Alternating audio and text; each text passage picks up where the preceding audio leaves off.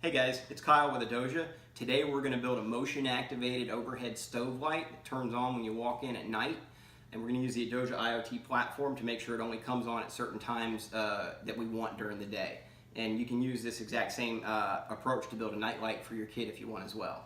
So the materials that I'm going to use today are, I've got two magnets, I've got a couple Velcro strips, I've got two screws, I've got a base Adosia IoT device, as well as an enclosure for the bottom half of the device.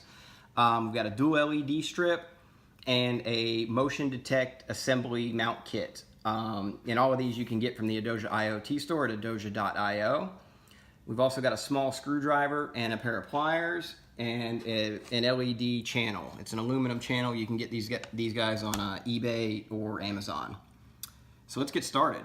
First thing we're going to do is we're going to take the LED strip and we're going to go ahead and pull the plastic off and get the LEDs mounted in there. And so what you want to do is just kind of unfold it,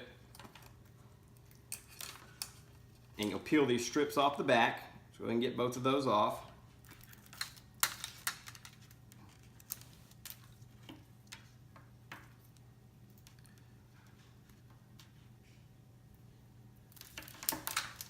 And then what we've done with the aluminum strip is we've used a hacksaw just to cut a little bit of shavings down so these LED wires will fit right through. So what we want to do is, each of these is about a foot. You'll need about 2 feet of channel to complete this. So what we want to do is kind of just start the LED strip right around, and this channel I believe is exactly 26 inches.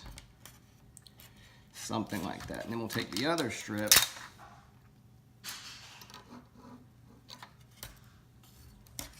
and move it right along.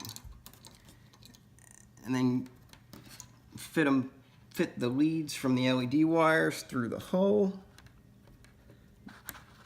the groove that you cut.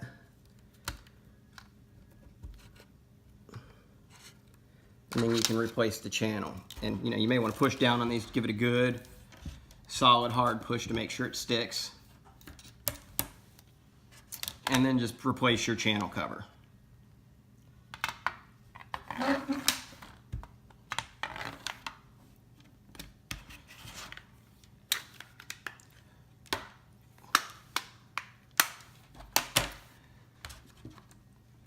Okay, so the next thing we're going to do is let's just go ahead and take our base device and get it into the enclosure.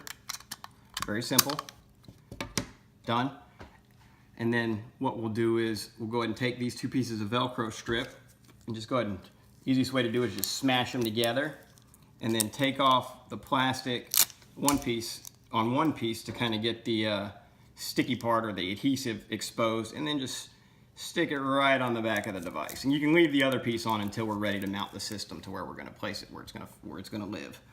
Okay, so what you can do now is, if you want, go ahead and pull the shield off if you'd like. You can do this in different orders. You could have done this first if you wanted, but we'll go ahead and put the motion detector and mount it to the shield. So we'll take, we're going to go ahead and run it on channel 1. You could run it on a motion detector on either this channel or this channel. These are your digital I/O channels. And when you're attaching your motion detector, you're going to want to have your green wire to the farthest left of the board. That'll be your right. And so you connect your motion detector as shown. And then what you're going to do is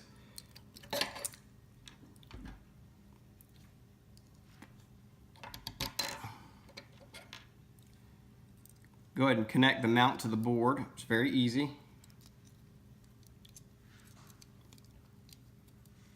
Get a little spin and screw it on. And then what you can do is go ahead and attach the top screw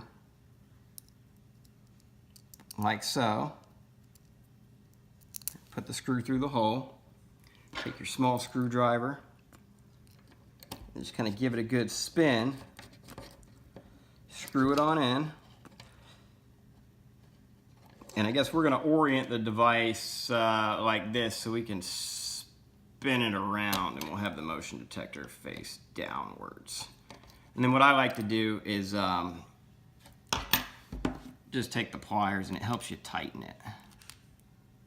So if you tighten this nut down below, it just helps get it nice and tight, so it's not kind of wobbling. The motion detector's not wobbling around.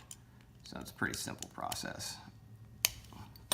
Okay, so now we can just put our shield back on. We could have put the shield on before we put it all into the enclosure, but it's really not a big deal. It's fairly straightforward either way.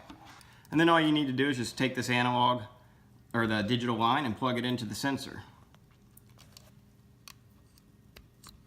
And then you're good to go. And you can use twist ties to move the wires and keep them kind of out of the way. I like to tuck them underneath, and then it turns out pretty good. And we can take these out of the equation. We're done with these and these. All right, now we've just got to basically mount our channel and get that set up. So we've got 2 magnets. Magnets are nice and magnetic. Aluminum's not, so that's where the screws come into play. So the first thing we're going to do is we're just going to take and slide a metal screw into each side. You might have to lift the top of the channel just a little bit to kind of get the screws in there. And then once those are in, then you'll just flip it over and you can place the magnet on the bottom. And the magnet will activate with the screws, but that'll give you the tension you need to lift these up. And that's it. So we're ready to go. We're ready to mount this guy and get it in place. Fairly simple. Okay guys, so we've got the microwave. What we're gonna do is just come on back up underneath towards the back and snap it right into place. And then we've got our leads here coming down, ready to go. So all we need to do is get our board mounted. We're gonna pull the adhesive off the back of the other piece of Velcro strip, so it's ready to mount. And what we're also gonna do right before we stick it in there is we're gonna just go ahead and put this LED, we're gonna plug it into one of these channels. So we can either go to the channel on the left or the channel on the right. It doesn't matter which one. We're going to use the channel on the left just in case we want to use the other channel for something else, but it doesn't matter. It all depends on how we program it. So now the board's plugged up, and what we're going to do is just mount it. So now all we got to do is power up the device and program it, and we'll be done. Okay, so this device we've already connected to the Adosia IoT platform, and we can show you how to do that if you look at other links at the bottom of the video. But the device is ready, it's plugged up, it's ready to go. So now we just need to go ahead and program it and tell it that it needs to be a motion activated light. So we'll go ahead and handle that right now. Okay, we're logged into Adosia.com, and we found Elmer, and he's got an idle profile now, and just checking that out, nothing's happening. Idle profile means don't do anything. So just showing you what that looks like. Let's go back to Elmer and let's look at the device itself. He's assigned idle profile, and we're going to create a dynamic profile to actually make him a overhead stove light when we want him to. So what we're going to do is schedule a dynamic profile for 9 p.m. to start with an end time of 5 a.m. and then just click schedule profile. And what's going to happen is you're going to see him scheduled here. So we're going to go ahead and back out and take a look at the device. And if you can see, he's still got the idle profile. It's not 9 p.m. yet, but let's go and check out all the profiles so we can take a look at what the overhead stove light actually looks like. So setting up an overhead stove light, you want to set your switch channel 1 to trigger mode. It doesn't need to have a group just because we're only running one at one time, but we've got to run him for 300 seconds, which is for 5 minutes. So that's where that's at right there. And then the motion detector, we're going to go ahead and turn off alert on trigger. That would be really annoying. It's on a single detect trigger with no delay, and we're going to have it trigger the switch 1, which we set earlier. And that's about it. And the profile's not active yet, so let's come on back when it's 9 o'clock and let's see how it looks. Okay, it's 9 o'clock, and as you guys can see, the profile has taken effect. All right, let's test it out. Motion activated stove light should activate. All right, sweet. So what we did is instead of putting it on the back wall, we went ahead and cleaned the top of the microwave with a little alcohol and then stuck it up top to give it a better range because I wanted it to activate as I walked into the kitchen as opposed to me actually approaching the stove. There you go, guys. You've got a motion-activated overhead stove light. You can do the same thing with a night light, and it will turn on at a specific time and turn off at a specific time. Like, comment, and subscribe. Thank you.